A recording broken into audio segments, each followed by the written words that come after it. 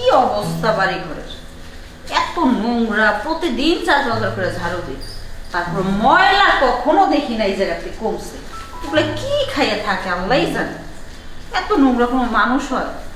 দুদিন পরে দেখবো বিয়া করে করে বউ থাকবো না, এরকম অবস্থা করে রাখলে মাইয়ের জীবন কাম করতে করতে শেষ হয়ে যাবো। মাইয়ের তো ঠেকা পড়ছে, নিজের বাপের দেখাইয়া মারটা কইরা হ্যাঁ গো বাসায় কাম করবো, ও লাত্তি মেরে চলে যাবে।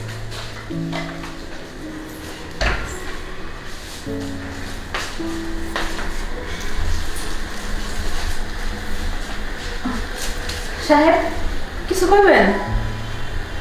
আমি তো বলতে চাই সেটা তো তুই ভালো করে জানিস। কি করবেন স্যার? আমি তো জানি না। ও ঝাড়ু ভাইয়া নতুন আনছে এটা না? হ্যাঁ নতুন আছে, বিরিয়ানির লিগা।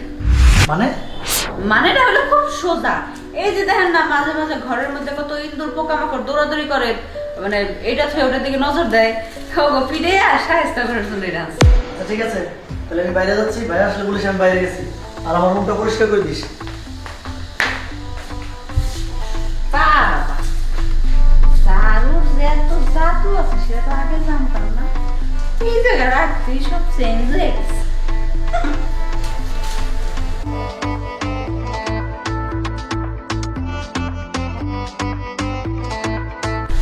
সব কিছু নোংরা করে গেছে।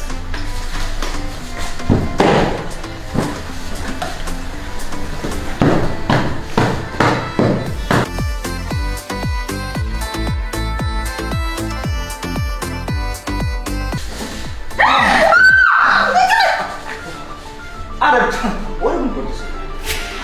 আপনার সমস্যা কি? হ্যাঁ আপনি এমন জড়াই দিচ্ছেন কি লিগা? আরে সমস্যা কি বুঝছ না? আরে কি করতেছেন?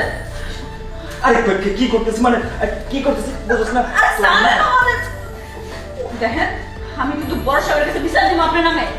আপনি তখন তো আমার জড়াই ধরেন, বাচ্চা বাচ্চা কথা কন। এটা যদি বড় সাহেব শুনে না তাহলে একদম বাইরে ফেলবো আপনার। তোর যে চেহারা, তোর যে গেটা, তোর কাজের মেয়ে হিসেবে মানায় না। তুই থাকবি হচ্ছে রাজরানী হিসেবে। তুই আমার সাথে চল, তোর একবারে রাজরানী করে রাখ। ইস রে, আমার লগে চল, আমি তোরে রাজরানী বানায় রাখবো। এই আপনি কি মনে করছেন? হ্যাঁ আপনি আমার টাকার লোভ দেখাবেন, আমি ফুটফুট করে আপনার লগে চলে যাবো না? 5 বছর ধরে কাম করি, প্রতি মাসে 5,000 টাকা করে বেতন পাই।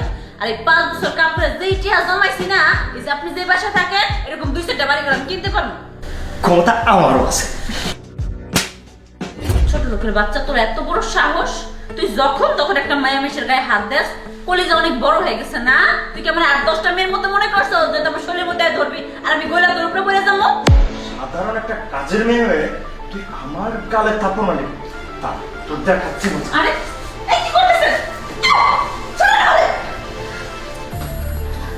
ছোট সাহেব, তোর তোর শরীরে যে তেল আছে না, এই তেলটা স্ক্যান মিটা। তোর তেল, তোর তেল, তোর তেল, তোর তেল আমি মিটাচ্ছি। কি করছিস এটা? সাহেব আপনি যখন বাসাতে বাইরে যান গা, এই যে আপনার মামাতো ভাই আর আপনার আপন ছোট ভাই সবসময় আমার দিকে বাজে ভাবে তাকায়, আমার গায়ে ধরে, আমার নানান কথা কয়। আর আজকে দেখেন না, আজকে তো আপনি সবকিছু নিজের চোখে দেখলেন। ও আমার এখানে শোয়া, সি সি সি, আমি মুখে কইতে পারতেছি না সাহেব। এই কি করছিস এটা? ভাইয়া, ও সাধারণ একটা কাজের মেয়ে হয়ে আমার গালে থাপ্পড় মেরেছে। কেন মেরেছে? কি কারণে মেরেছে? হ্যাঁ বল। ওই ওই ওই তোকে না আমার খুব ভালো করে চেনা আছে। বাড়ির থেকে আমাকে ফোন করে বলেছে গ্রামের মধ্যে একটা মেয়েকে ইফটিজিং করে গ্রাম থেকে তোকে বের করে দিয়েছে। আমি কি করলাম? তোকে আমার বাসায় আশ্রয় দিলাম। তুই গ্রামে যা করেছিস করেছিস, ঢাকা শহরে এসে আমাদের থেকে একটু ভালো হ। সামান্য একটা কাজের মেয়ে, তার সঙ্গে তুই এগুলো করছিস। কথায় আছে না, কুকুর যত ভালোই খাবার খাক না কেন, রাস্তায় ময়লা দেখবে না একটা চাটন দিবে। আর তুই না কুত্তার থেকে অধম। ভাবতো লজ্জা করছিস যে তোর মা আমার খালা। আজকে যদি খালাম্মা বেঁচে থাকতো না, তাহলে আমি বলতে পারতাম কাকে বলবো এখন। হ্যাঁ লেখাপড়া করে তো শিক্ষিত হোসনি, হয়েছিস অশিক্ষিত একটা জানোয়ার।